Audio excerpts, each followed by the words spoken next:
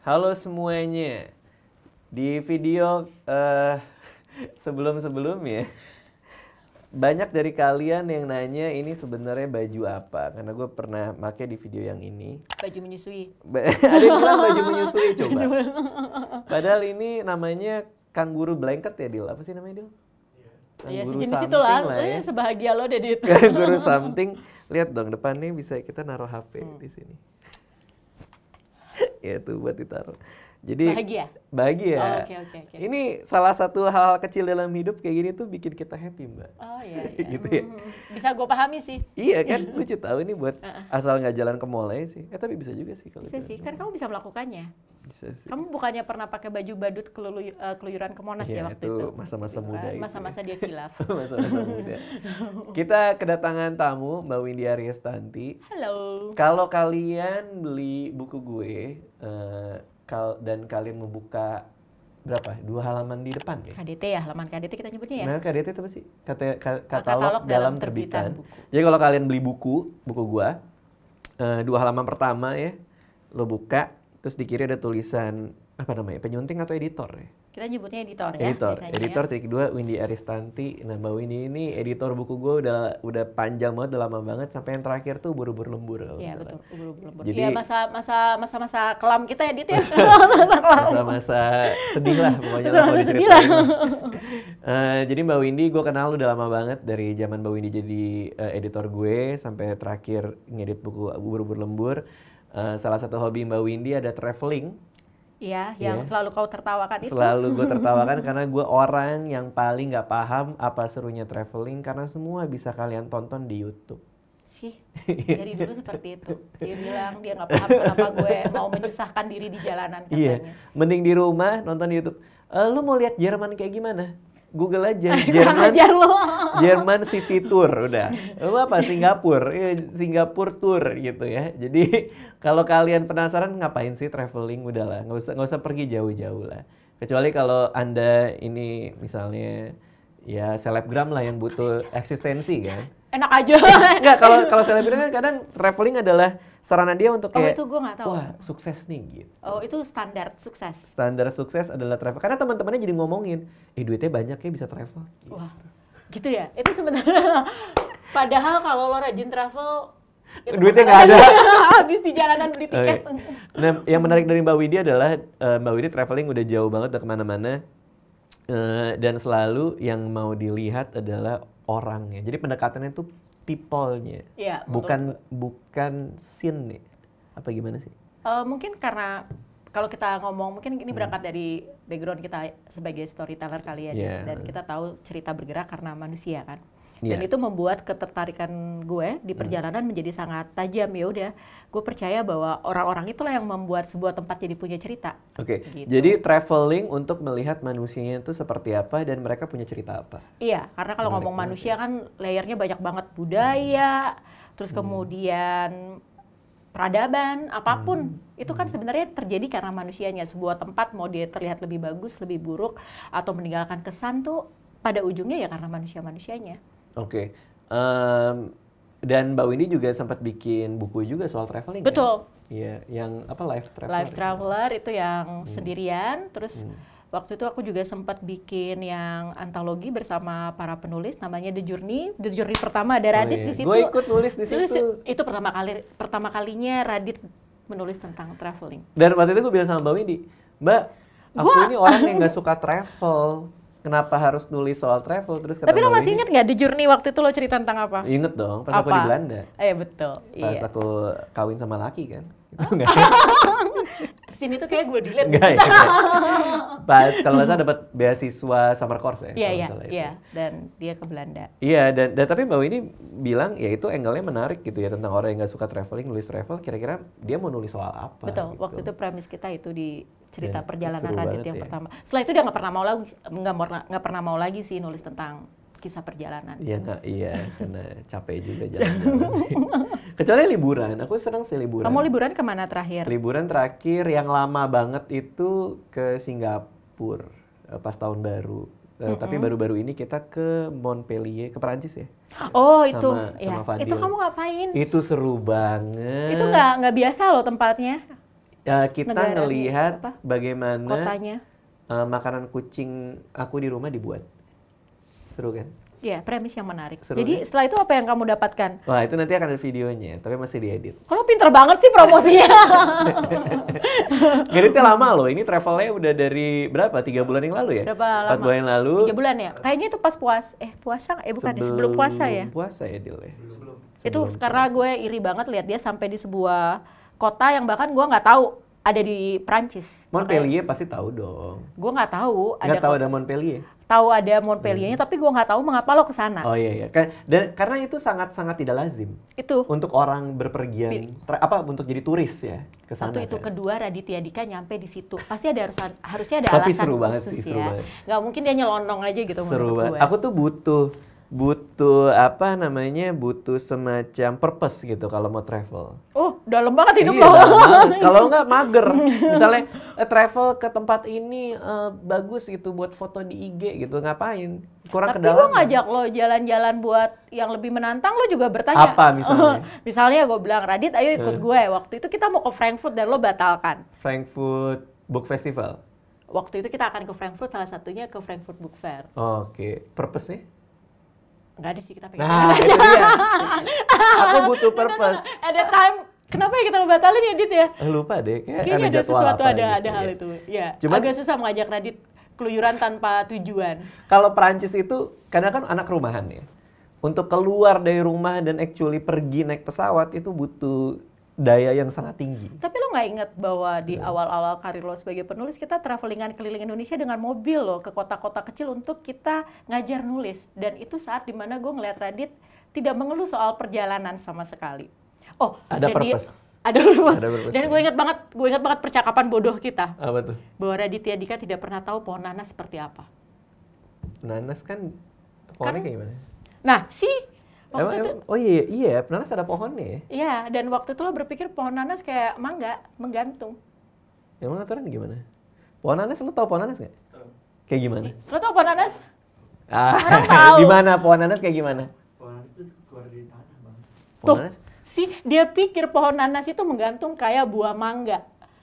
Lo tau nggak? Itu kan labu, itu labu. Pohon labu ada nggak? Nggak ada dong. Ya ada dong, bingki. Nggak gini, ini logika aja ya. Kalau nanas itu kalau namanya pohon nanas berarti ada pohonnya. Kalau dia tumbuh di tanah namanya labu. Umbi, ya kan?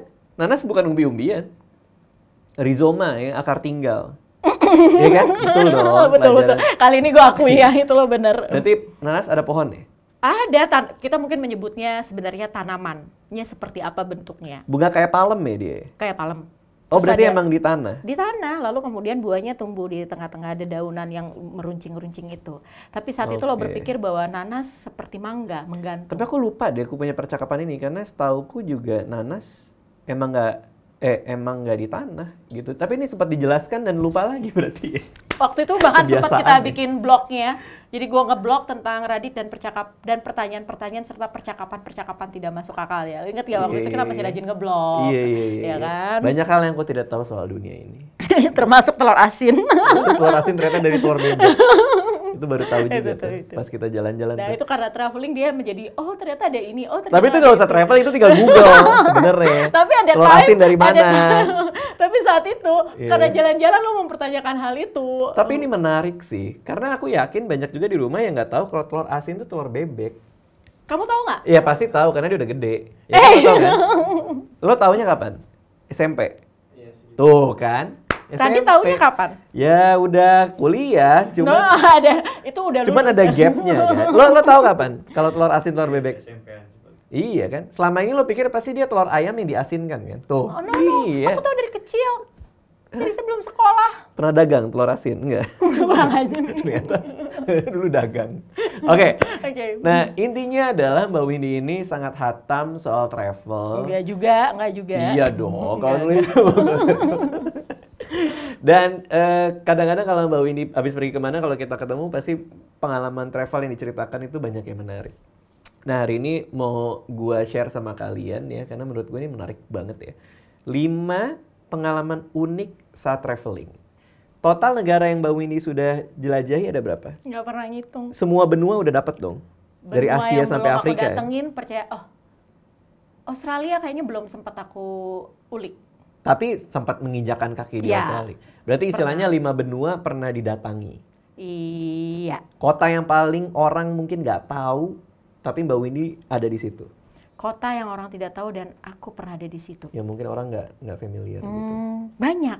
Contoh satu, sebut namanya. Sebut. Dulu itu orang tidak tahu Self Sawan di mana. Sampai sekarang pun aku rasa nggak ada yang tahu Self Sawan itu ada di mana. Ketika aku ke Self Sawan itu Self Sawan itu di mana? Di Maroko, Radit. Di Maroko. Di Maroko. Dan aku tuh sebenarnya tahu tentang Self Sawan. Ini adalah salah satu kota yang menarik di Maroko. Dia ada di sela kaki pegunungan seperti itu. Aku taunya ketika aku mempelajari tentang sejarah Ibnu Battuta.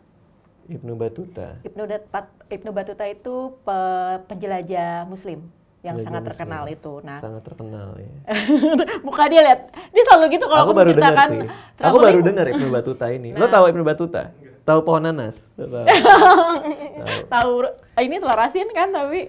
Self Sawan. Oh my god. Tapi itu pas 2013 kayaknya orang Indonesia belum banyak yang tahu tentang tempat kayaknya ini. 2035 juga orang nggak tahu deh Self Sawan itu di mana. Dan aku pergi ke sana. Lalu kemudian kayaknya 1 tahun terakhir aku melihat ada banyak berseliweran mulai tentang orang Indonesia sampai ke sana karena ketika bikin tur Maroko kayaknya orang-orang mulai masukin si Self Sawan. Oke. Jadi itulah itu maksud gua adalah kenapa nanya ya kayak tadi gitu. Kita nggak tahu tuh itu kota ada di mana gitu kan. Karena Mbak Windy tuh kalau travel pasti se-obscure itu ya, sedalam itu ya. Kalau Indonesia, Mbak Windy sering juga tinggal bersama suku pedalaman, betul? Iya, beberapa kali. Beberapa kali. Luar biasa loh. Kali. Di antara semua orang memilih untuk tinggal di hotel, Mbak Windy, aku akan tidur dengan suku pedalaman. Gue pengen banget loh sebenarnya ngajak Radit bisa kayak gitu, tapi kayaknya itu jauh, akan terjadinya jauh. Tapi memang mungkin yang dicari Mbak Windy adalah experience untuk masuk ke dalam sebuah budaya yang beda banget sama kita ya, termasuk suku-suku ini ya. Betul. Dan banyak miskonsepsi tentang suku-suku ini yang mungkin bisa diluruskan sama kehadiran Mbak Windy. Sebenarnya salah satunya ketika kita traveling dan tinggal sama suku-suku itu, kita jadi bisa melihat mereka dari kacamata mereka, bukan dari kacamata yang ingin kita ceritakan. Oke, dan itu menarik ya, karena di luar sana suku ini katanya ini, suku ini. Terus kayak ada yang kayak misal, ngapain tinggal sama suku pedalaman? Nah, karena kehadiran Mbak Windy dan Mbak Windy menceritakannya, ya mungkin orang juga jadi nggak punya bisa lepas dari semua stigma yang mungkin mereka nggak. Sedikit banyak, aku berharap seperti itu. Sedikit banyak. Baiklah, jadi kita udah yakin lah Mbak Windy pengalaman travelingnya udah banyak banget. Berarti 5 pengalaman unik saat traveling nih, ceritanya apa aja? Yang pertama, ceritakan yang paling unik. Unik dan berkesan ya. Waktu itu pas ke Tiongkok. Ke Cina? Ke Tiongkok, nyebutnya Tiongkok sekarang, tapi Cina juga nggak apa-apa ya sebenarnya. Kalau di Metro TV China. Oh gitu? Iya kan? Oh harus gitu ya? Tapi Indonesianya apa? Dia sempat ngomong Cina, habis itu ganti jadi habis itu ganti jadi China. Lalu Tiongkok sekarang? Kalau nggak salah, karena namanya suka ganti-ganti tuh. Oke. Kayak orang nggak tahu kalau Beijing itu disebutnya Peking kan? Peking justru ya? Oh, bebek Peking itu berarti bebek Beijing? Tampaknya seperti itu, karena cara baca B dan P di Cina kan ada sendiri. Oke, ini China. Tiongkok di China. Di Tiongkok. Nah, di Tiongkok itu sebenarnya aku aku selalu senang harus kembali ke Tiongkok. Entah kenapa buat aku ini negara yang sangat menarik gitu, Dit. Satu ketika, aku udah sekitar 3 kali ya ke Tiongkok dan semua pengalamannya tuh berbeda. Nah, yang kali kedua itu aku ke Yunan. Itu di mana? Di Cina. Iya, maksudnya di Tenggara kah, di Timur kah? Nanti kita buka peta, kalian lihat Yunan itu ada di mana. Kita tampilkan aja petanya. Kita nanti ditampilkan peta ya. Yunan. Nah, di Yunan ini kan ada banyak sekali kota-kota menariknya, misalnya kayak Lijiang, Shangri-La, pernah dengar nggak? Hotel. It's not hotel. Iya, orang taunya hotel. Shangri-La tuh salah satu kota di Yunan. Orang nggak ada yang tahu. Dan dia berada di ketinggian, hampir berdekatan dengan Tibet. Oke. Nah, jadi pas dia udah mulai pusing. Jadi pas aku ke Cina, terutama di Yunan, dan aku pergi ke tempat-tempat di mana suku-suku aslinya berada dan juga mengunjungi beberapa taman nasionalnya. Di situ pertama kalinya aku mempelajari mengapa toilet Cina seperti itu. Toilet di Tiongkok. Karena kalau cerita yang kita dengar adalah kalau kita pergi ke Cina itu biasanya jorok kan. Terutama toiletnya. Karena pengalaman kita pribadi, gue sama Fadil pernah ke Cina juga dan kalian rata-rata kemana? kita di Beijing aja ya. Di Beijing aja. Beijing aja. Beijing masih lumayan. Iya, dan kita tiap kali masuk ke toilet tuh pasti belum di flush kan, gitu kan. Jadi kita tidak, maksudnya ini kita nggak ngerti budaya mereka lah. Kita nggak bilang ini benar ini salah atau ini jijik atau tidak gitu. Cuman adalah sebuah keheranan ketika tiap kali kita masuk toilet, kok nggak ada yang nyiram. Nah, ketika ngomong sama mahasiswa di sana ya, katanya gimana? Kalau menurut mahasiswa di sana, itu menjadi tanggung jawab orang yang masuk setelahnya untuk karena dia yang mau make, makanya dia yang bersihin.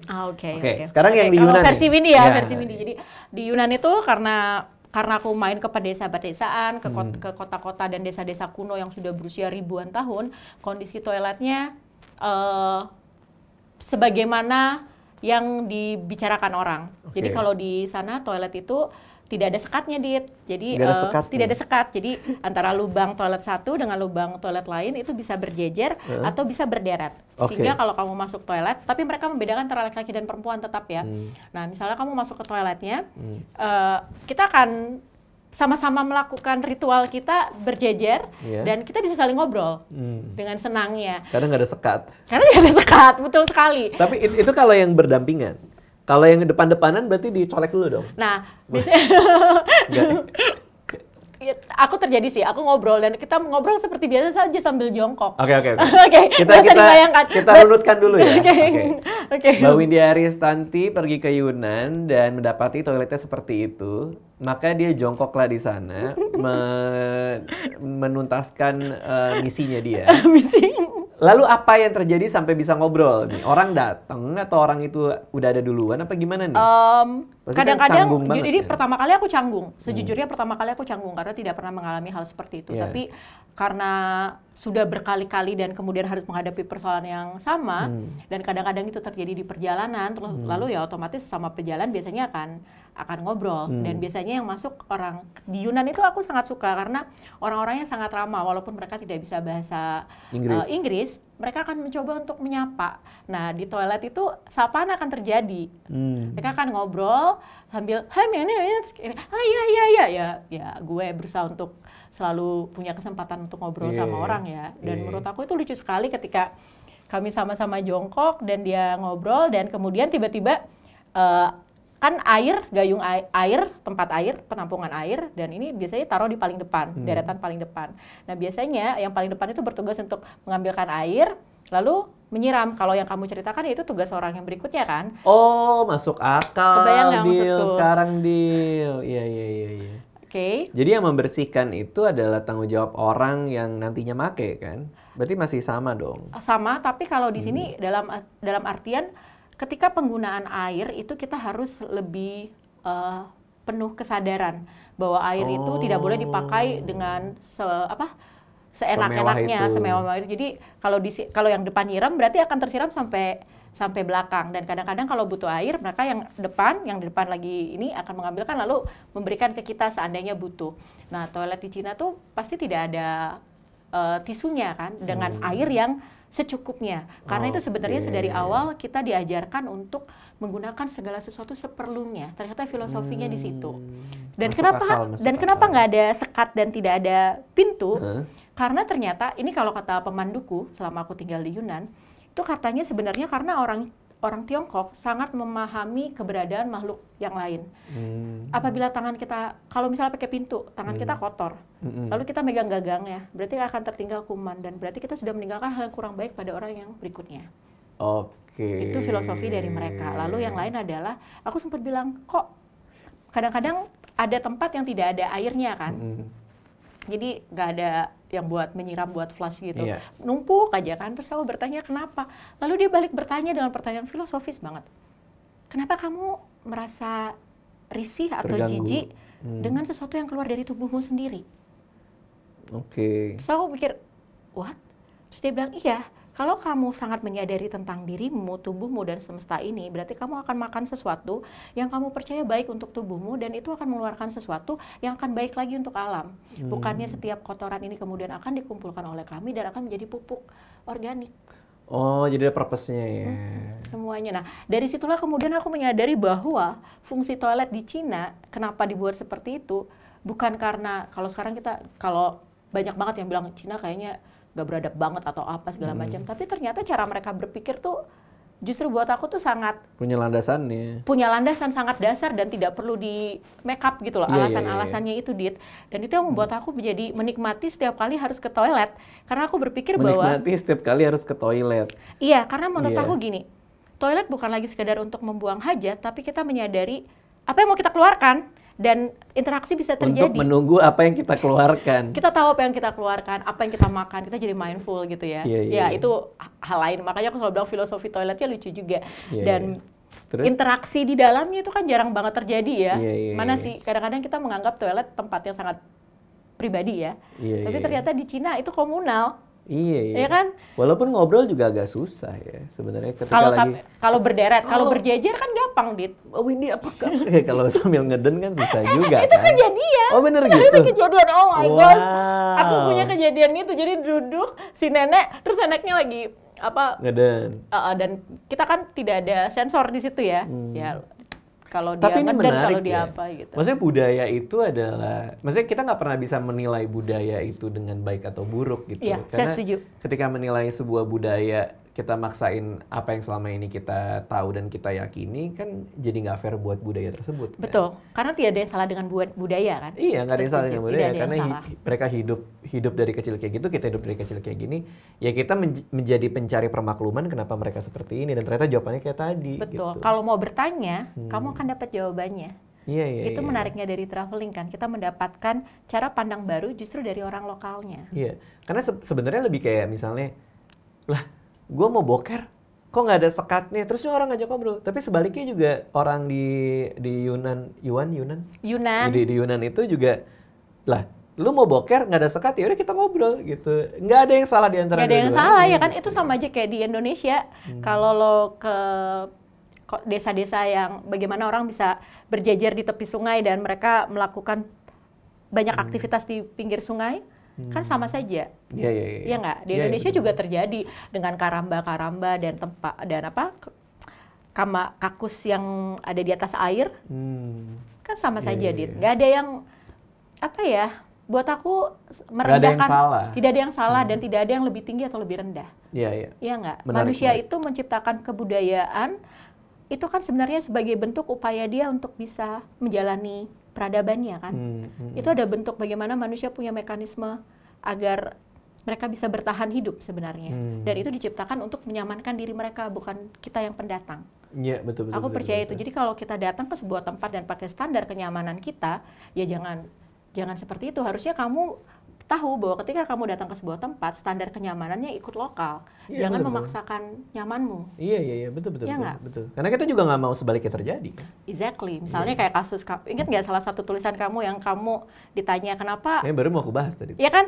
Tentang orang Indonesia makan pakai tangan kanan. Exactly. Itu di Australia gue diketawain tuh. Ih jorok banget gitu. Karena mereka biasa pakai sendok garpu kan. Iya. Dan itu ada. Apalagi mereka pas tahu orang Indonesia cebok pakai tangan kiri. Betul. Nah, aku masih ingat banget itu ada di semua. Itu buku kamu yang pertama. Kambing Jantan.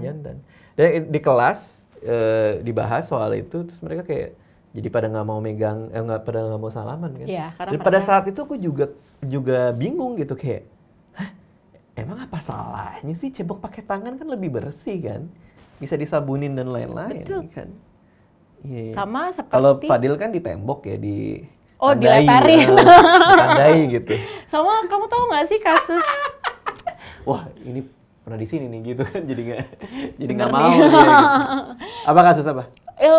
Itu loh yang desainer dunia yang dia bikin video tentang kebudayaan Cina yang makan pakai sumpit terus. Tahu nggak kamu? Ingat nggak siapa sih itu nama desainernya? Aku nggak tahu desainer apa, cuman aku tahu ada iklan, kalau nggak salah iklan mobil atau iklan apa yang ngomongin orang Cina tuh nggak bisa makan pakai sumpit lah, apalah. Dan akhirnya kemudian kan semua orang jadi nggak beli produknya kan? Iya betul. Iya, karena ketika kita di luar terus kita mengkartunkan, memparodikan kebudayaan orang dan kita mau jualan barang di situ, ya orang tersinggung lah pasti gitu. Gue nggak ngerti apa-apa lo soal budaya gue gitu. Sama kalau kayak orang mainin budaya kita ya segampang soal makan pakai tangan aja, pasti kita juga kayak nggak mau dong. Waktu itu kamu tersinggung nggak? Waktu aku bukan orang yang gampang tersinggung sih. Tapi mempertanyakan banyak hal kemudian. Iya, pasti aku juga kayak salahnya di mana ya? Apalagi aku masih waktu itu umur 19 tahun kalau nggak salah. Kamu anak baru ya saat itu ya? Iya, ya? bener-bener kayak diketawain gitu kan. Makan pakai tangan primitif banget lu gini. Lah, apa salahnya gitu. Maksudnya aku tidak tersinggung karena ya emang orangnya gitu aja gitu. Cuman maksudnya iya bahwa ternyata nggak enak ketika orang memaksakan pola pikirnya terhadap pada kita, yang kita lakuin. Gitu. Untung aja dia tidak mudah tersinggung, tapi pada kasus yang sumpit itu, yang iklan itu kan satu dataran Cina tersinggung, makanya diboikot kan mereknya. Iya gitu. Dan itu hak mereka juga. Itu hak mereka juga. Untuk tidak terima. Karena memang harusnya tidak menjadikan budaya orang lain sebagai olok-olok ya. Iya. Gitu. Menarik. Itu WC, filosofi WC di Cina. Jadi dari WC aja kita bisa dapat banyak hal ya. Yang kedua, kamu pernah pengalaman unik. Kamu tahu Golden Triangle? Tahu. Oke. Jadi satu ketika aku memutuskan. Jelasin dulu. Oke, makanya ini aku akan menjelaskan. Ketika aku memutuskan untuk melakukan perjalanan Golden Triangle karena terobsesi dengan kisah perjalanan sebuah tokoh di novel Supernova karyanya Body.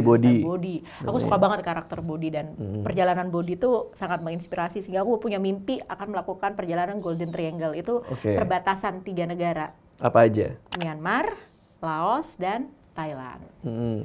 Kenapa disebut Golden Triangle? Karena pertemuan dari 3 negara ini dan di sini dulu memang kayak sebagian dari pusat perdagangan ya. Ketika melakukan perjalanan ke sana, lebih pada ingin memenuhi rasa ingin tahu.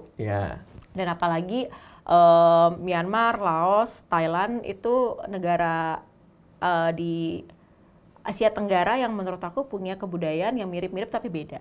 Nah, ketika aku pergi ke sana bayangannya seperti Body dong. Iya, keren gitu ya. Keren gitu ya. Backpacking, ya memang aku backpackingan akhirnya gitu kan. Terus? Nah, aku ingat banget aku memasuki perbatasan dari Thailand ke Myanmar itu tanpa paspor. Kenapa? Karena ternyata untuk bisa masuk perbatasan itu dari pihak imigrasi Myanmar meminta paspornya ditinggal. Jadi cuma kayak dikasih kartu kuning gitu doang. Kenapa kok gitu? Aneh, mencurigakan sekali. Kayaknya itu bagian dari mereka untuk memastikan kita tidak melakukan hal-hal yang kelak. Karena mungkin begitu sensitifnya daerah itu ya, Jadi akhirnya aku, harus ditinggal paspornya. Agak deg-degan juga kan ninggalin paspor. Tapi kemudian cuma dikasih kartu kuning, yang kartu kuning itulah identitasku gitu. Lalu aku masuk ke situ, melihat bagaimana di perbatasan apa yang terjadi dan mulai bermimpi bahwa bisa melakukan petualangan seperti Body kan, seperti novel. Tapi ternyata begini, tidak semua hal seperti yang kamu bayangkan. Iya, ternyata. Ya kan? Ternyata itu semua sudah tidak begitu lagi. Tapi kamu mungkin masih akan melihat ada museum ganja, museum apa, tapi ladang-ladang ganja tentu sudah tidak ada. Kalau di Thailand ladang-ladang ganja itu sudah berubah menjadi ladang teh. Karena regulasi pemerintahnya. Ini barang yang nggak boleh. Iya, itu barang yang tidak boleh. Tapi kan ini kita bukan memprovokasi atau mempromosikan hal-hal yang tidak benar, tapi menurut aku begini, kita datang untuk mengenali sesuatu dan aku ingin tahu bagaimana kehidupan di perbatasan memang saat itu. Dan dalam satu waktu memang 3 perbatasan. Nah, yang paling menarik adalah ketika aku ada di Myanmar dan melihat bahwa ternyata tidak ada satupun identitas yang berusaha mereka sembunyikan bahwa ini dulu pernah menjadi sebuah pusat ganja. Bahkan di perbatasan kamu akan melihat banyak museum-museum ganja, opium dan segala macam. Justru untuk menceritakan sejarahnya. Betul. Dan dari situ jadi belajar, sejarah bukan untuk ditakuti ya. Itu menarik juga tuh. Menarik nggak? Travel itu memberikan kita banyak perspektif baru ya. Kayak contohnya tadi gitu.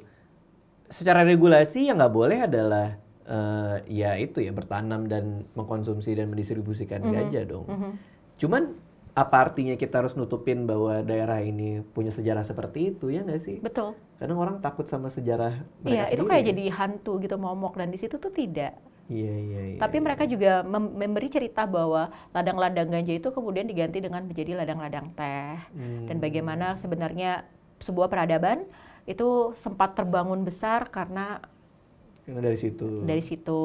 Dan dari situ kemudian aku kayak, wow, ternyata ada banyak hal yang kita pungut di perjalanan dan kayak membuka bahwa banyak hal bisa berubah. Iya, benar. Ya kan, banyak hal bisa berubah dan perjalanan membuat kita melek bahwa perubahan-perubahan itu tidak melulu harus ditolak gitu loh, Dit. Benar-benar. Ya, kayak di Amerika sendiri juga ganja dilarang dan di beberapa negara bagian dilegalkan juga kan sekarang. Kan? Kalau nggak salah Thailand sekarang kan sedang berusaha melegalkan ganja sebagai pengobatan.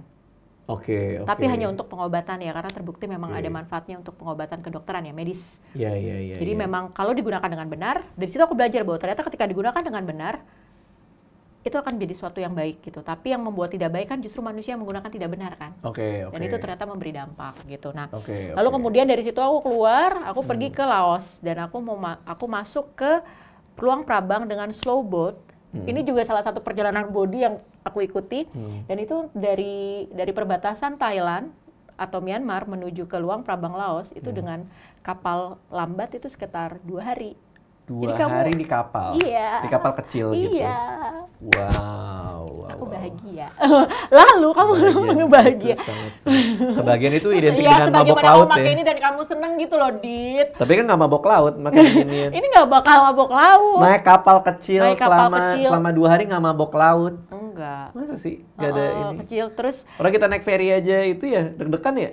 Karena di sungai, tapi memang malam-malam itu pelan-pelan. Nah, kalau malam kita harus berhenti di satu kota, bukan kota, gitu. di satu desa yang kita harus berhenti karena kapalnya kecil dan gelap, tidak ada penerangan, tidak mungkin kapal ini melaju kan. Kapal dia kayak perahu kecil tuh nggak mungkin melaju, sehingga kami harus kayak berhenti di satu titik yang memang disepakati sebagai desa perhentian. Tempat peristirahatan. Di situ kita tidur sebentar, lalu besok subuh-subuh sudah jalan lagi. Nah, disinilah yang paling menarik bagaimana di satu kapal yang berisi mungkin sekitar 40-50 orang harus menghabiskan waktu bersama-sama selalu tanpa aktivitas selain itu ngobrol, baca buku, atau bahkan ada temanku yang bilang bahwa perjalanan slow boat dari perbatasan Thailand atau Myanmar menuju Luang Prabang itu sebagai perjalanan meditatif. Karena segitu sunyinya. Sebegitu sunyinya, 2 jam kamu harus bisa, 2 hari kamu harus bisa membuat dirimu tidak bosan, mau tidak, kemudian kamu harus berinteraksi. Akan ketemu orang yang itu dan itu lagi, mau tidak mau kamu harus berinteraksi. Banyak yang cinlok nggak? Karena kan ketemu dia terus. Oh iya, itu pertanyaan bagus. Oh enggak. Itu pertanyaan bagus. Tapi di situ di perjalanan ini aku akhirnya ketemu dengan 4 orang kawan perjalanan berikutnya. Oh gitu. Ini orang tidak dikenal yang kayak cocok nih kita. Iya, karena ngobrol di atas kapal, lalu tanya kamu mau kemana? Oh, aku mau ke sini. Oh, oke, mari janjian, kasih tahu kita masing-masing akan menginap di hotel di mana. Lalu selama di Laos aku justru traveling sama mereka. Buat aku, perjalanan dengan slow boat selama 2 hari itu unik sekali dan memberikan bentuk perjalanan yang paling berbeda karena kita benar-benar dihadapkan pada diri kita sendiri. Dan ada orang yang tidak peduli dengan orang lain karena kayak, gue gak peduli. Tapi kemudian kita bisa lihat dia mati kebosanan sendiri.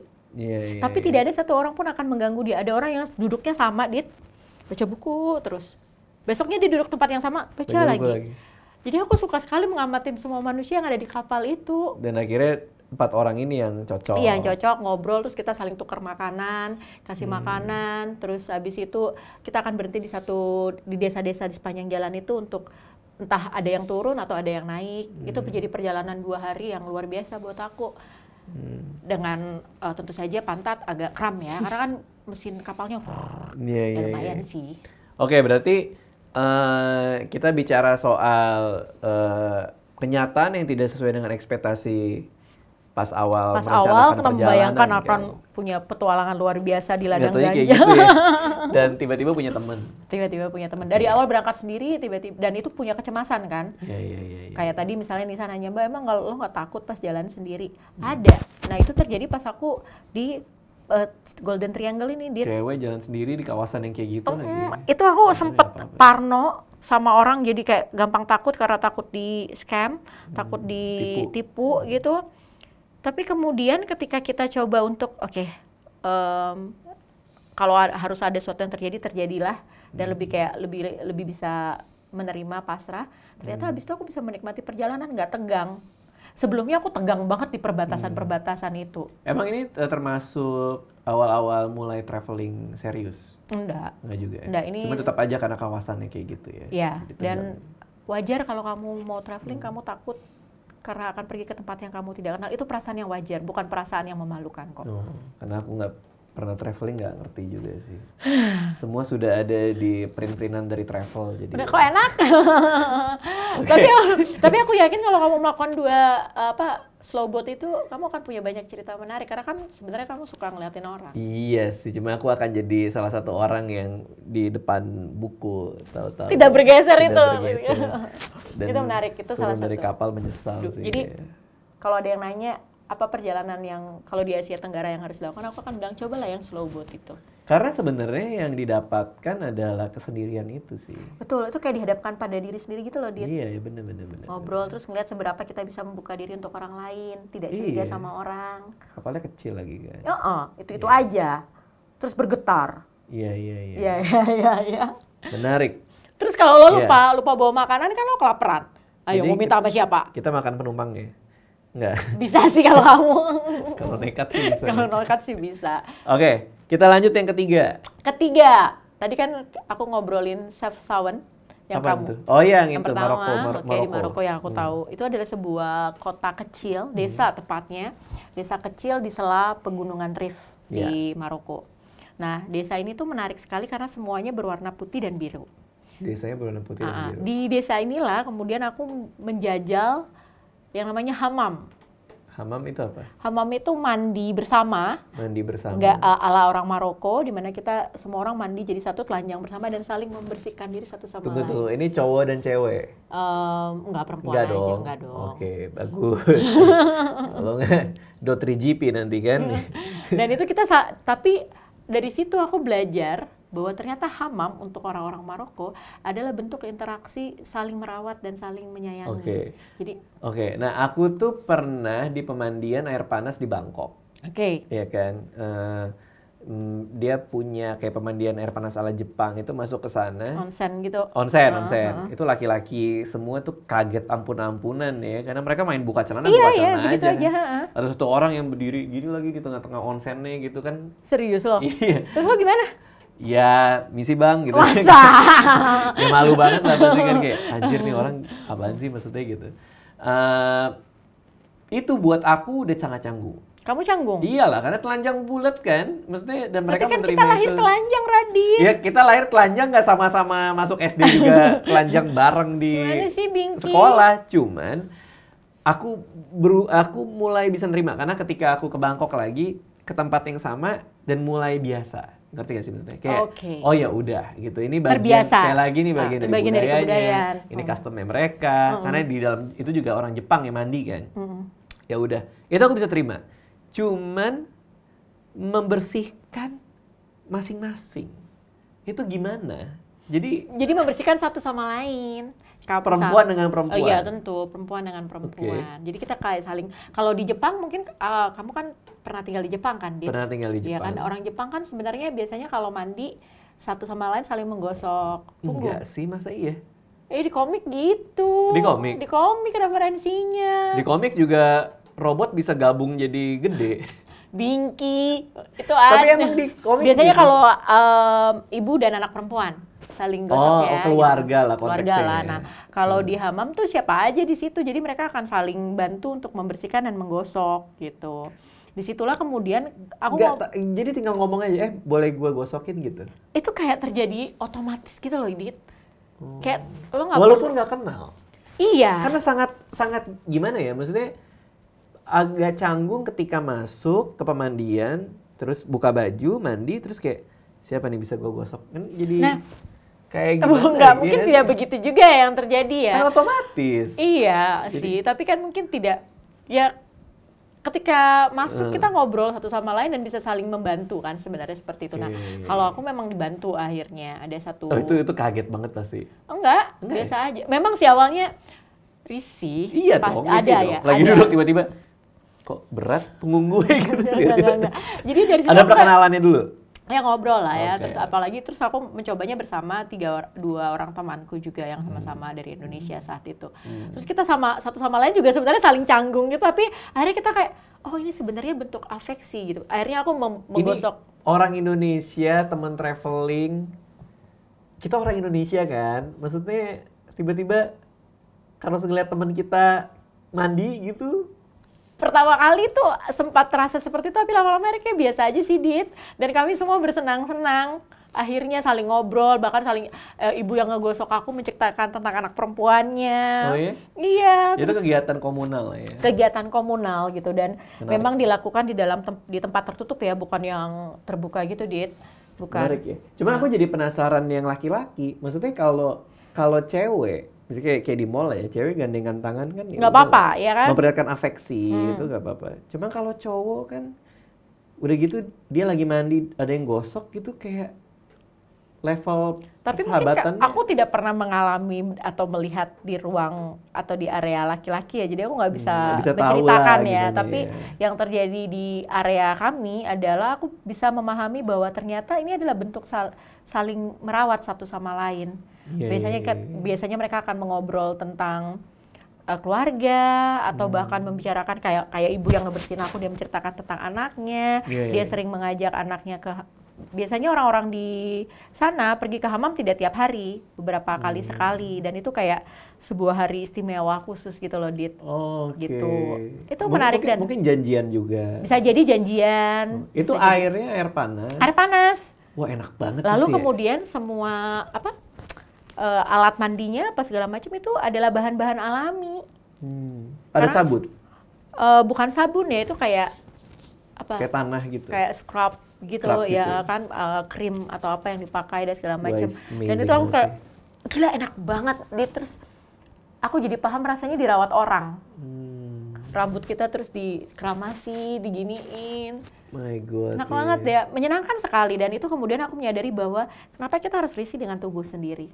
Iya kan? Harusnya kita nyaman dengan tubuh kita. Dan itu pertama kalinya aku telanjang di depan orang banyak di sebuah ruangan. Itu kalau kata-kata itu dicabut tanpa konteks sih ya. Jadi salah sih, tolong jangan. Tapi maksudku itu pertama kalinya aku tiba-tiba sangat menyadari bahwa ketika kita semua ada dalam satu ruangan dan berangkat dari peduli dan ingin saling merawat satu sama lain, tidak ada yang namanya body shaming itu. Iya benar. Iya betul. Karena kita menghargai bentuk tubuh manusia. Dalam bentuk apapun. Betul, gitu. Tidak ada yang, kok kamu gitu, itu tidak ada sama sekali. Iya, nggak kayak di Indonesia gitu, kayak gendutan deh gitu. Ya kan gitu kan, kalau di Indonesia gitu. Bisa jadi nggak? Aku nggak tahu nggak pernah mandi bersama dengan orang-orang. Bukan mandi, maksudnya ketemu di ini, ketemu di mall, ya kan. Kadang-kadang kita memberikan komentar apa kabar yang tidak Adit perlu, gitu, tambah buncit aja tuh. Iya. Itu kan pertama kali cara kita mengucapkan apa kabar tuh adalah menilai ya. Menilai bentuk fisik kan, nah, gendutan, kurusan, terus kok jerawatan, terus kayaknya lo lebih ini ya, lebih kucel gitu, kok iteman, ya nggak? Iya. Gue bangga banget kalau dibilang iteman. Berarti gue habis jalan-jalan. Lagi sering berjemur ya di pantai. Gitu. Itu salah satu yang aku ingat di Chef Sawen ini, dan apalagi kalau kita bicara tentang sejarah Chef Sawen, kota desa ini tuh sangat menarik banget sebenarnya, karena kan dulu ketika inkuisisi Spanyol terjadi, orang Islam diungsikan ke sini, juga orang Yahudi. Oh iya, aku ingat tuh cerita itu. Spain Inquisitor ya. Iya betul. Nah, jadi Yahudi dibuang ke sana, sementara di sini juga sudah ada orang Islam kan, Muslim. Kemudian mereka hidup berdampingan dan mereka bersepakat untuk membuat kota ini, desa ini menjadi rumah bagi Muslim dan Yahudi. Lalu dicatlah berwarna biru dan putih, karena biru dan putih adalah lambang dari surga, rumah Tuhan. Oh, itu sejarahnya kenapa di situ warnanya biru dan putih. Karena Yahudi dan Muslim membuat peradaban bersama. Di tempat itu. Menarik juga ya. Menarik ya. Kesana lagi? Oke, iya, jauh ya kayaknya ya. Itu di Afrika kan? Iya, Afrika Utara, Maroko. Di Afrika Utara ya. Aku ingat banget pas aku mau pergi ke Afrika, Raditya dia menelepon dan bertanya, "Bawe, lo ngapain buang-buang waktu ke situ?" Dia kaget aku mau ke sana. Enggak, karena untuk tahu bahwa ada teman kita yang mau pergi ke Afrika. Gila banget, gue inget banget hari itu. Itu pertama kali dalam sejarah hidup gue punya teman yang tahu nggak sih gue mau ke Afrika gitu. Dan pertanyaan pertama dia, jauh banget. "Lo mau ngapain, Mbak? Ngapain juga harus ke Afrika?" Kurang ajar ya, itu gue lagi di taksi, lagi siap-siap menuju bandara, Raditya Dika nelfon, gue pikir penting banget, ternyata pokoknya hari itu dia cuma sebenarnya butuh teman ngobrol. Dan ketika gue bilang gue lagi ke bandara karena mau kemana mbak? Mau ke Afrika. Komentar dia tidak memberi semangat di gue. Oke. Dan itu selalu terjadi. Oke. Untuk orang yang mageran kayak aku, yang kota favoritnya adalah Bali, Bandung, dan Jakarta, Bangkok. dan Jogja, Bangkok, Surabaya, Dan Singapura. Kalau mau ke Afrika, kota pertama yang aku harus datengin apa? Maroko aja. Tetap yang itu? Tetap yang tadi? Itu di Maroko kan? Itu Maroko. Maroko itu kota atau negara? Maroko negara. Lalu di dalamnya ada banyak kota-kota, misalnya kayak Marrakesh. Nggak ke Afrika Selatan gitu? Aku pengen berharap suatu hari bisa sampai sana. Maksudnya nggak direkomend buat aku Afrika Selatan aja gitu? Johannesburg gitu kan? I think yes. Kan kamu suka hewan ya? Ada banyak, kan di Afrika ada banyak sekali taman nasional dengan kehidupan-kehidupan. Di Johannesburg cukup terkenal taman nasionalnya. Coba kamu googling aja. Iya. Ya kan? Kalau googling mah gue nggak harus ke sana lihat-lihat hewan di Google. Tapi kan itu untuk memberi pengetahuan. Nggak, maksudku, Radit tuh punya kesenangan mengulik sifat hewan yang dari situ dia bisa melihat sifat manusia. Jadi I think betul juga. Ya nggak sih? Itu percakapan kita di Ragunan. Iya. Kalau negara yang berkonflik masih banyak kan di Afrika kan? Ya. Dan kalau dia berkonflik tentu kamu tidak boleh masuk kan, berarti ada travel warning. Iya, karena kalau kita ngomong Afrika, pas Mbak Winnie mau ke sana, ya dalam pikiran aku itu bukannya daerah. Itu kan luas ya, Dit. Kayak Mesir juga di Afrika. Aku juga baru menyadari itu bahwa Mesir adalah Afrika. Iya. Ya kan? Ketika Roma menguasai Mesir itu ternyata cukup dekat dari Eropa, makanya orang masih agak. Kan Maroko dan Spanyol, Portugis kan berjejer gitu, hanya dipisahkan oleh selat. Sebenarnya. Jadi kalau kamu ke Eropa, misalnya ke Spanyol atau kamu ke Portugis, kamu bisa menyeberang dan sudah sampai di Maroko. Bahkan ada wilayah Spanyol yang masuk di wilayah Maroko. Berarti agak ke Eropa-Eropaan lah ya? Salah satu bahasa yang bisa digunakan Perancis di sana. Bahasa Perancis? Karena jajahan ya kalau nggak salah ini. Menarik ya? Kayak Chef Sawan tuh sebenarnya dari bahasa Perancis kan, Chef Sawan bacanya kayak gitu. Kayak kelapa gading lagi. Pantai Gading ya. Pantai Gading Kode Evoar. Ya, apa sih nama aslinya? Itu bahasa Perancis kan? Nggak juga ya? Kurang tahu aku. Menarik juga ini Afrika ini ya? Menarik dong, ke sana lah. Boleh lah. Tadi aku udah ngomporin ini istrimu. Untuk Afrika? Untuk traveling. Wahai Anissa Ya Anissa, kita udah berjanji kan dengan membawa Alenia. Di Bangkok ada platinum loh. Bangkok lagi. Mall isinya baju-baju loh. Di Afrika mungkin nggak ada kan, kita nggak tahu. Ada tahu. Iya ada. Oke. Dasar lu, ada. Ada Anissa, ada. Maroko adalah tempat yang menyenangkan untuk belanja. Kan Zara dan segala macam banyak ngejual barangnya ke situ. Wow, Zara di Jakarta Pusat juga ada. Di Pondok Indah Mall juga ada tuh. Kurang menarik ya itu. Oke, kita lanjut yang keempat. Itu keberapa ya tadi? 3. Tadi 4 apa ya dia? Pengalaman unik ketika traveling yang bisa di-share ke orang-orang. Supaya orang mau travel. Menurutku ini bukan unik, tapi pengalamannya unik. Tetapi ada hal lain yang aku alami yang membuat aku belajar hal baru, yaitu ketika ke Sapa. Tahu Sapa nggak di Vietnam? Enggak. Oke, Sapa Vietnam ini adalah rumah bagi suku minoritas yang disebut Hmong people. Hmong. H-M-O-N-J. Hmong, iya. Hmong people. Hmong people kan disebut sebagai gypsy dari timur ya. Gypsy itu orang yang nggak punya rumah berpindah-pindah. Nah, sama oleh Vietnam, mereka diberikan satu wilayah di mana mereka hidup di punggung pegunungan Sapa ini. Menarik banget. Menarik ya. Menarik tapi gitu. Okay. Nah, aku pergi ke sana. Aku memilih trekking untuk melihat ke desa-desa di pegunungan Sapa ini tentang suku-suku minoritas ini. Dalam perjalanan itu, Dit, tadi kan kamu sempat nanya, pernah nggak sih Mbak Wel ngalamin hal yang sebenarnya nggak enak gitu di perjalanan? Banyak. Salah satunya ini, dan ini nggak pernah gue ceritakan ke orang-orang sebenarnya.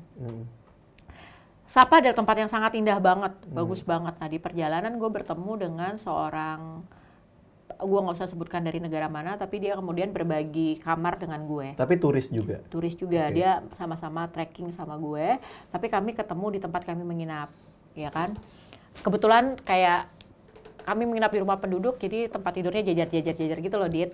Nah, dia tempat tidurnya di sebelah tempat tidurku, perempuan. Lalu ketika lagi sedang masak, ngebantu masak untuk makan,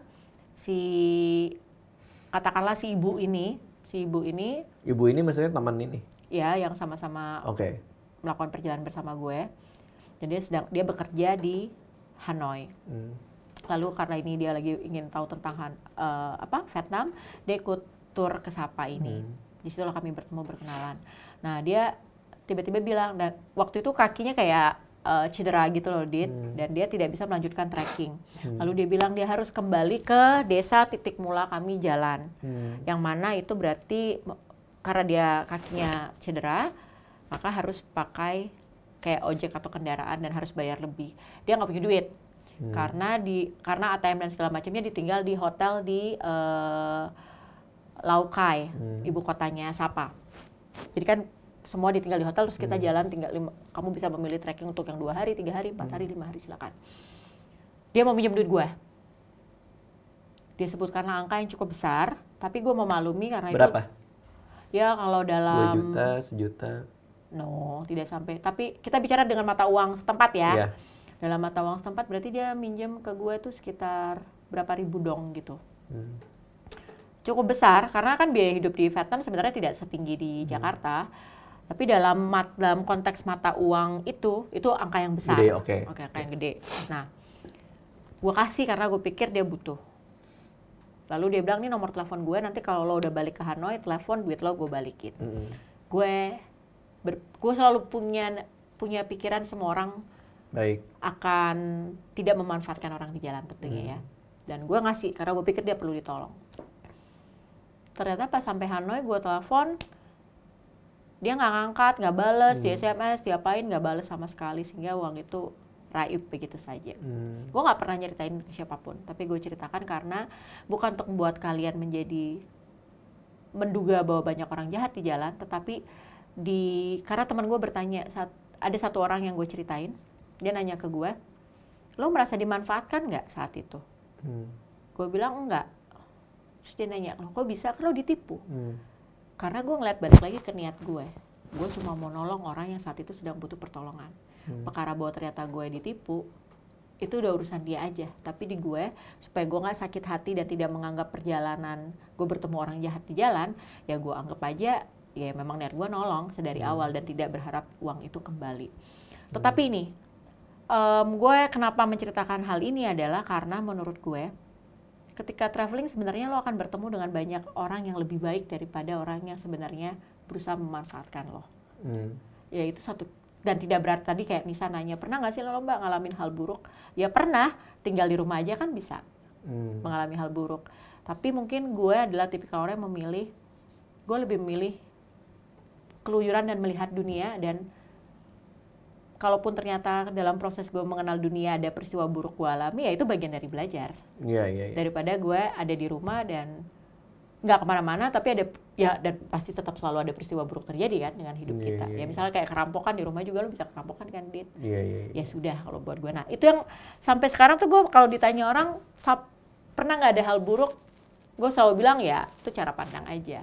Tapi di antara bertahun-tahun traveling ini, berapa kali ditipu? Seperti itu dengan cara-cara seperti itu. Kalau mikir banyak dong. Nggak, gue lagi berusaha kan negaranya banyak, jadi gue lagi nginget. 26, 20.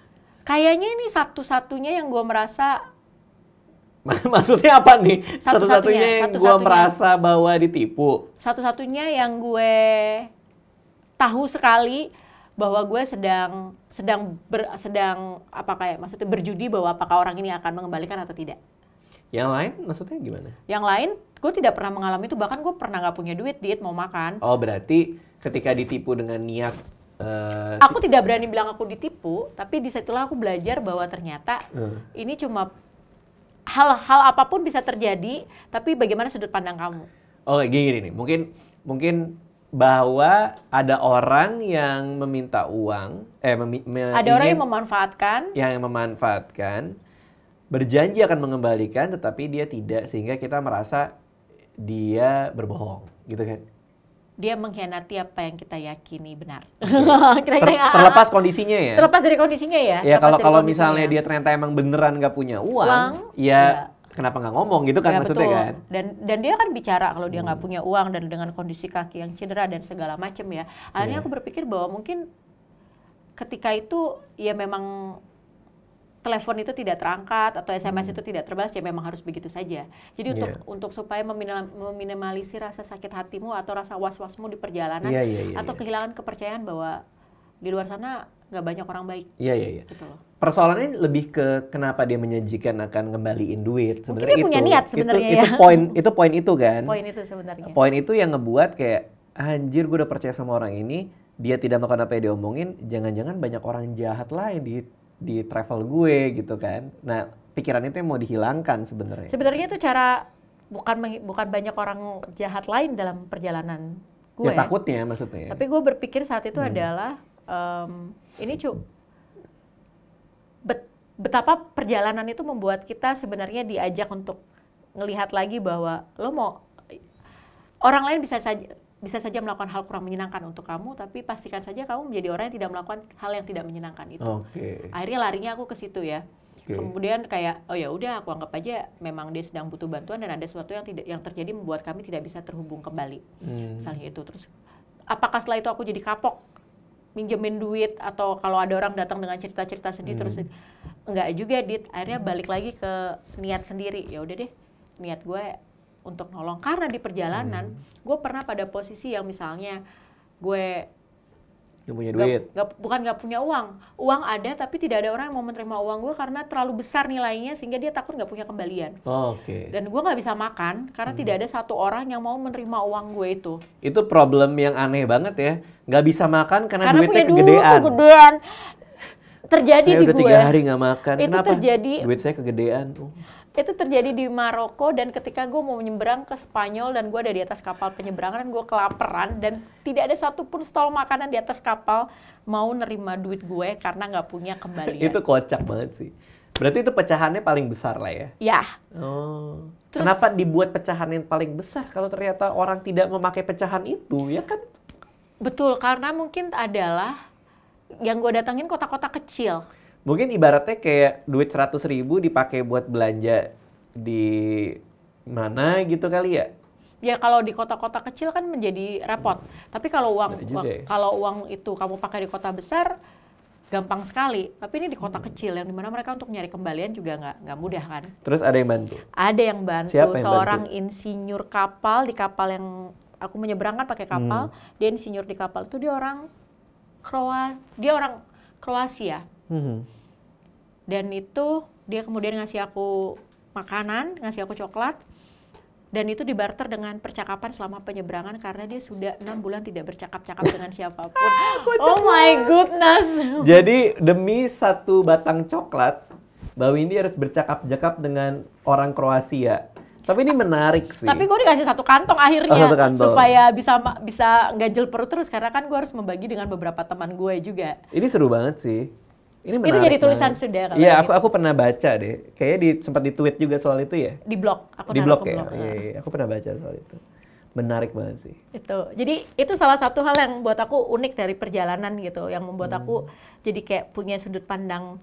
Salah satunya yang paling penting ya ketika ada di Sapa itu, yang kedua ya ketika di atas kapal itu, dan itu sebenarnya kan sama. Sebenarnya cuma bicara tentang bagaimana kita melihat orang ya. Iya. Itu Dit.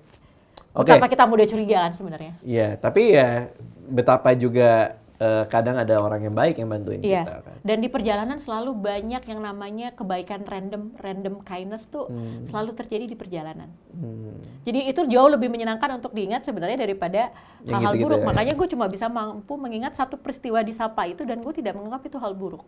Tapi justru buat gue hal yang membuat gue belajar bahwa ternyata perjalanan itu menghadapkan kita pada banyak sisi gitu loh, Dit. Gitu. Nggak tahu itu unik apa nggak, tapi itu berkesan di gue. Itu unik sih, itu unik. Yang terakhir? Nah, ini balik ke pembuka lo tadi. Apa tuh? Kan waktu lo bilang bahwa betapa banyak orang-orang suka salah persepsi tentang suku-suku minoritas di Indonesia atau masyarakat adat di Indonesia. Ini pengalaman yang unik dan menarik adalah ketika gue ke Papua. Ke Papua? Ke tempat para suku Korowai berada. Suku Korowai ini adalah, lo tau nggak?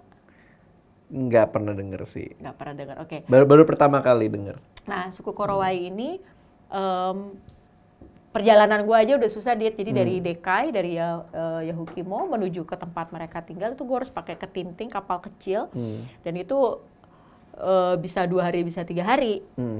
Berarti ini jauh dari kota lah. Jauh banget di dalam hutan. Oh, jadi mereka tinggal di dalam hutan. Mereka sebenarnya tinggal Korowai. Okay. Mereka sebenarnya tinggal di dalam hutan, tetapi kemudian ketika pemerintah melakukan pembangunan, dibangunlah kayak desa-desa, kampung-kampung di pinggiran sungai. Dan orang-orang dan suku-suku ini diminta tinggal di sungai, di pinggir sungai, di pinggir sungai. Tapi aslinya mereka tinggal di dalam hutan. Nah, kami tinggal yang di dalam hutan bersama suku-suku yang memutuskan untuk masih tinggal di dalam hutan. Itu salah satu yang menarik karena kemudian ini kayak membuka persepsi gue tentang suku ini. Kan emang apa sebelumnya ada apa? Kan yang beredar di mana-mana disebutkan bahwa suku ini kanibal. Dan katanya dia satu-satunya suku di Indonesia yang masih kanibal katanya. Makan manusia maksudnya? Ya. Bayangkan, terus gue akan ke sana gitu. Berarti Mbak Windy datang ke sana karena mau tahu soal itu atau? Saat itu gue datang ke sana karena ada sebuah project menarik yang gue terima dari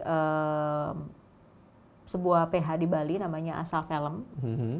Dan kebetulan PH ini bekerja sama dengan BBC tuh. BBC tuh membuat dokumenter tentang suku ini. Dan mereka meminta kami untuk datang lebih dahulu untuk kayak buka berinteraksi. Obrolan soal dokumenter ini? Tidak, udah syuting, udah jelas. Tapi ini kami adalah kayak tim pertama, tim awal.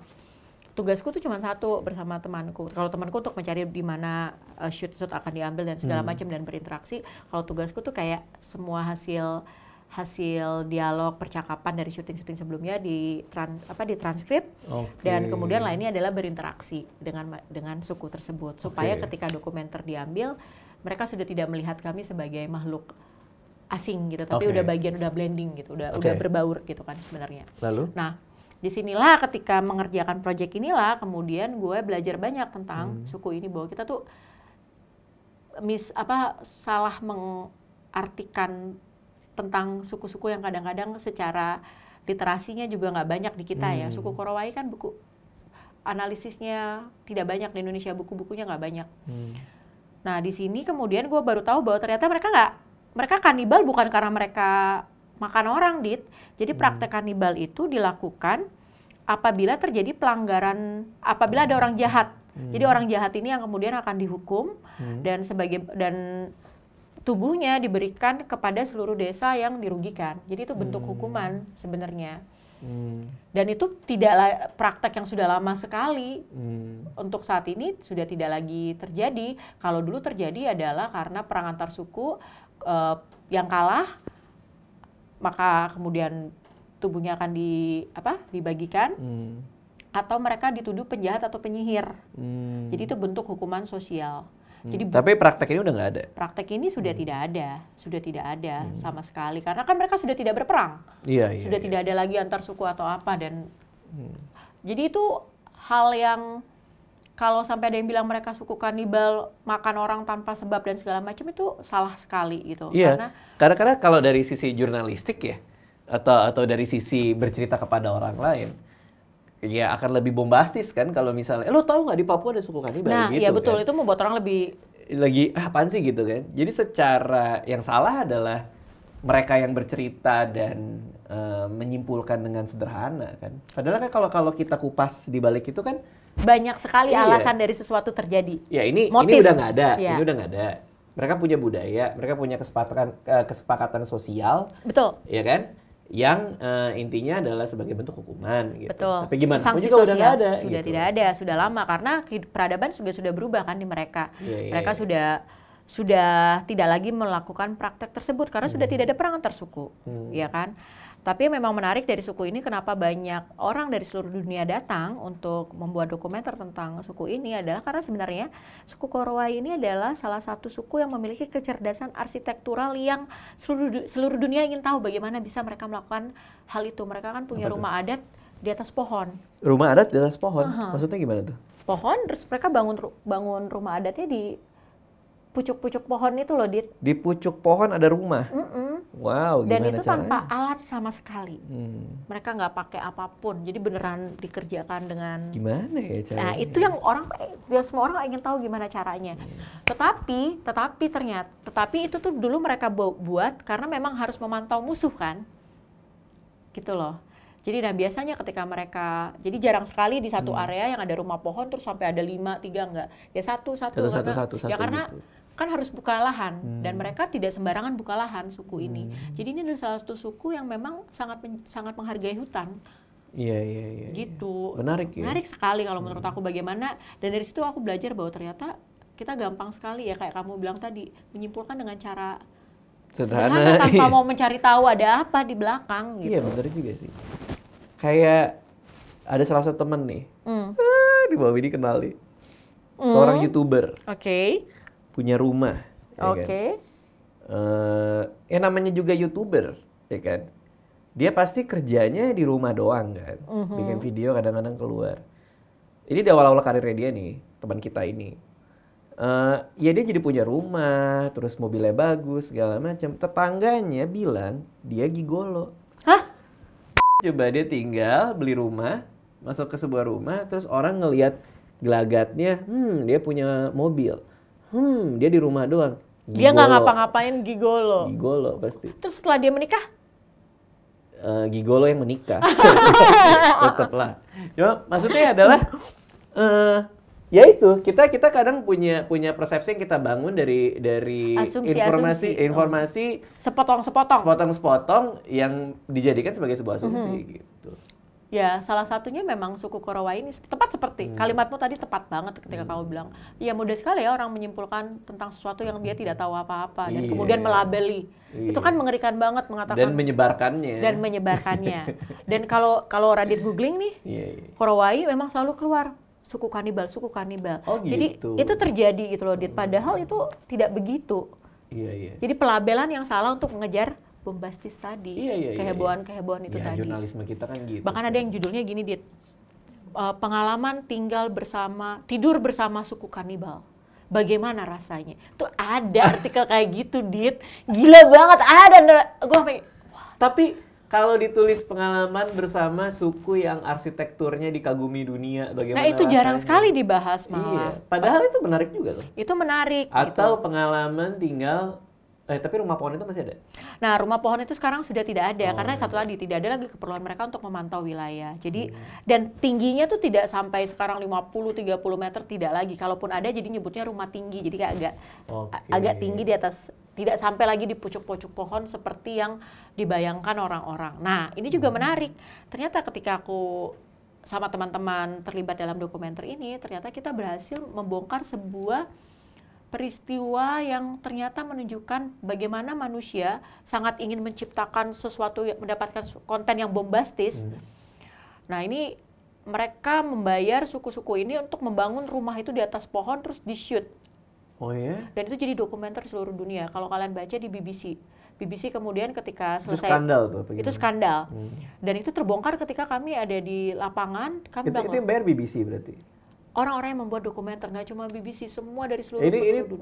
Ini obrolan yang serius loh, tapi ini benar dan terdokumentasi bahwa kejadian ini nyata adanya gitu. Dan kalau lo googling, jadi ketika dokumenter kami keluar, dokumenter yang dikerjakan bersama BBC itu, kemudian sebelumnya BBC melakukan klarifikasi dan permintaan maaf kepada dunia jurnalistik keseluruhan bahwa mereka sudah pernah mengeluarkan sebuah dokumenter yang ternyata dokumenter tersebut tersetting dan tidak sebagaimana yang terjadi di lapangan. Jadi nggak cuma di dunia YouTuber ya, di dunia dokumenter juga ada settingan ya. Jadi ini tentang suku ini ya.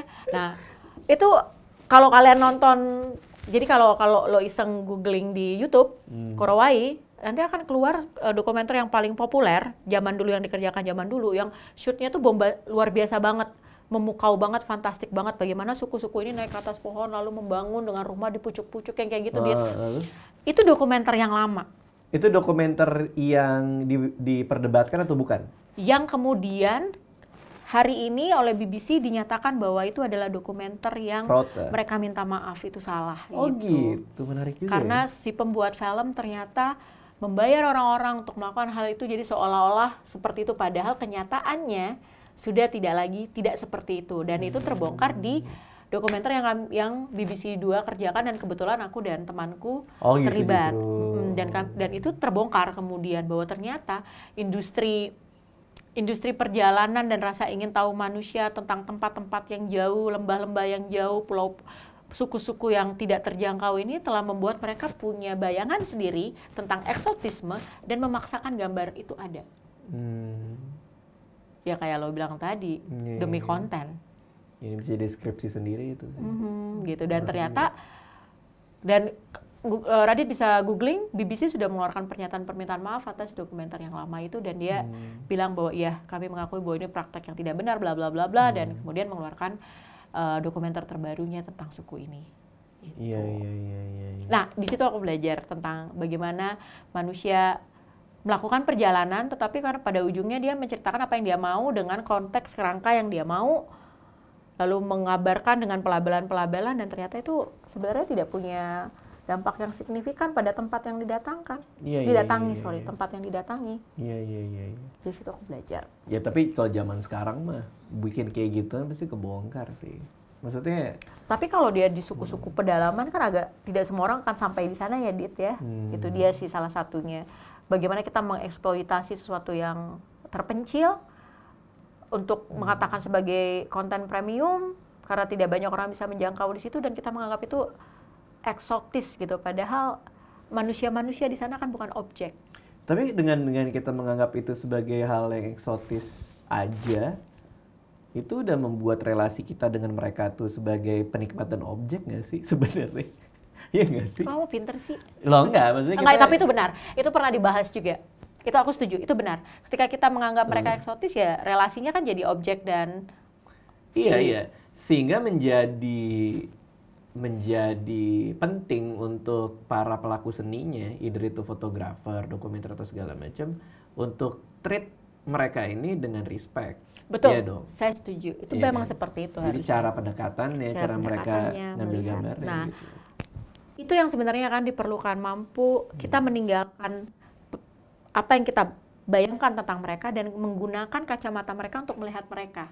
Betul. Harusnya seperti itu kan. Iya, sehingga dokumenternya jadi kontekstual. Betul, jadi kontekstual. Bukan dokumenter yang kita inginkan untuk memenuhi segala bentuk penjelajahan kita dan bagaimana orang memuja-muja penjelajahan kita. Itu yang terakhir dan itu ramai sekali waktu BBC mengeluarkan pernyataan permintaan maaf. Gempar banget itu semua, Dit, gitu. Bisa dicari beritanya, kalian bisa nyari di situ. Itu sih. Oke. Baiklah, itu udah tadi 5 pengalaman unik selama traveling dari Mbak Windy Ariestanti. Kalau misalnya mau tahu lebih banyak soal pengalaman travel Mbak Windy lagi, bisa dilihat di mana? Bisa dilihat di Instagram. Ada, itu sering sharing tuh di situ? Ada, aku cukup rutin membagi di situ. Kayak selebgram traveling lain nggak yang suka pakai bikini nggak ya? Enggak. Ya itu gitu ya, kalau liburan kan kayak. No. Mungkin kalian vitamin C. Mungkin kalian tidak akan menemukan hal-hal seperti itu mungkin. Jadi terus, bisa dilihat di Instagram lah ya. Kan di story aku sering lihat suka sharing kan. Iya. Gitu. Ada yang pakai bikini nggak? Enggak sih. Atau di blog. Di blog ya? Di blog di windyariestanti.com. windyariestanti.com. Buku-buku juga masih ada, bisa dibaca. Buku sekarang lagi menyelesaikan. Di Google Books kan yang lama-lama ada. Ada Life Traveler, bisa dibeli di Google Books juga. Sama katanya ada podcast juga.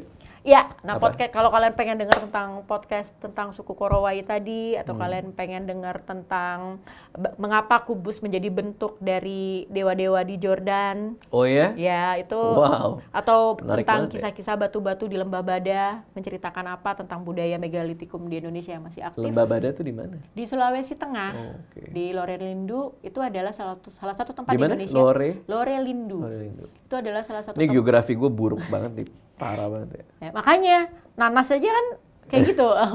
Nah, ini adalah salah satu tempat menarik di budaya megalitikum dan neolitikum masih aktif dijalankan oleh. Itu bedanya aja apa itu neolitikum dengan megalitikum? Beda periode. Iya, makanya namanya beda kan. Ini tebakan ngasal ya, secara deduksi ya. Neo pasti yang lebih awal. Neo pasti yang lebih belakang. Betul, iya kan? betul. Karena Neo kan, Iya, bahasa Latin. betul, betul. Keren, Nah kalau pinter megalitikum kan. memang batu-batuan itu kan. Yang gede berarti dia lebih purba. Ya, Makanya betul. namanya Megalitikum. Wih, mantap.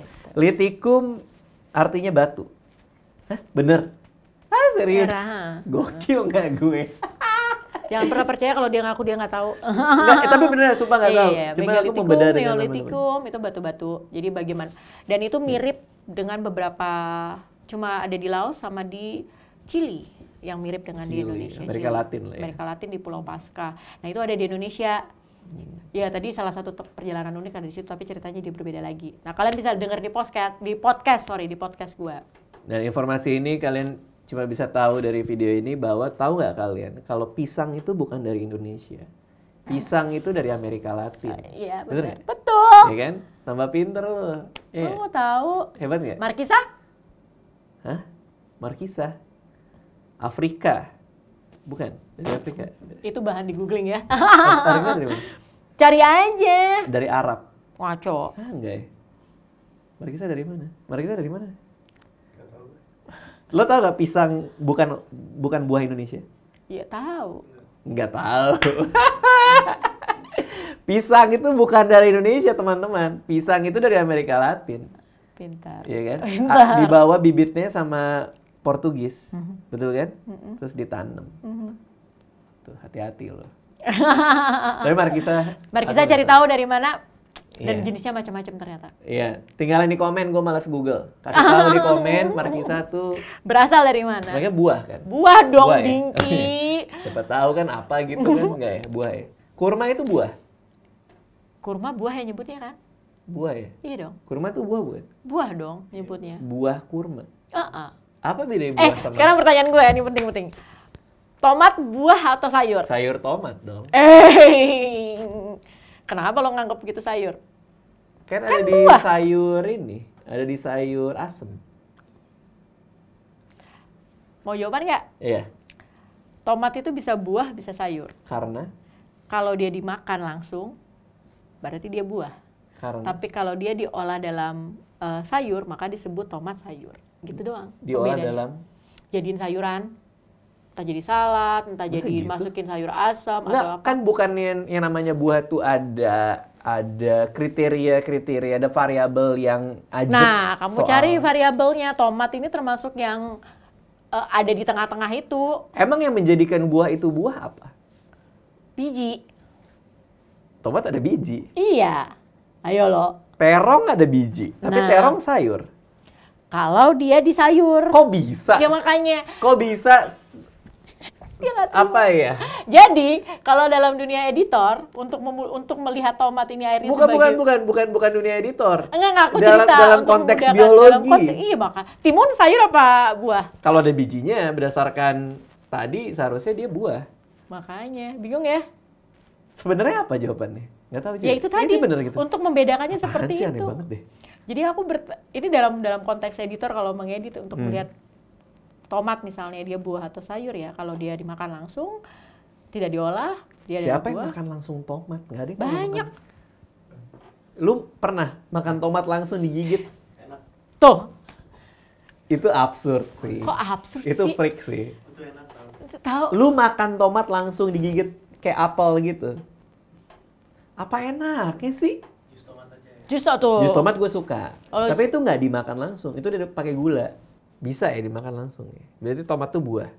Kalau seperti itu, tapi kalau diolah menjadi entah di sayur asam, di sayur asem atau di olahan masakan. Tapi kan diolah itu kan juga berbagai macam jenis diolah kan. Iya, makanya pada konteks menjadi di makanan diolah. Oke. Dimasak bersama nasi goreng. Apa itu? Buah. Sayur ya. Nah, kan bingung. Kalau kita bicara diolah, berarti kalau dia dipotong dan dimasak bersama nasi goreng, dia sayur apa buah? Kan jadi kayak gitu. Nah itu. Itu tomat, misteri tomat. Anjir, aneh banget ya. Baru sadar kan lo? Padahal durian nggak gitu. Durian pasti buah lah. Oh, makanya durian dimakan bersama ketan tetap buah durian, bukan sayur durian. Padahal Iya. dia diolah. Tapi kan nggak masuk jadi olah itu dijadikan sayuran. Sayur bening, sayur asem, Saat itulah tomat kemudian dianggap sayur. Repotin banget nih buah-buahan ini. Iya kan? Oke, iya. Itu misteri yang harus kita pecahkan ya. Pokoknya tinggal ini komen aja Markisa dari mana. Ya. Makasih semua ya, dadah. Bye. Terima kasih sudah menonton video ini. Jangan lupa subscribe untuk menunjukkan dukungan kamu kepada channel gue.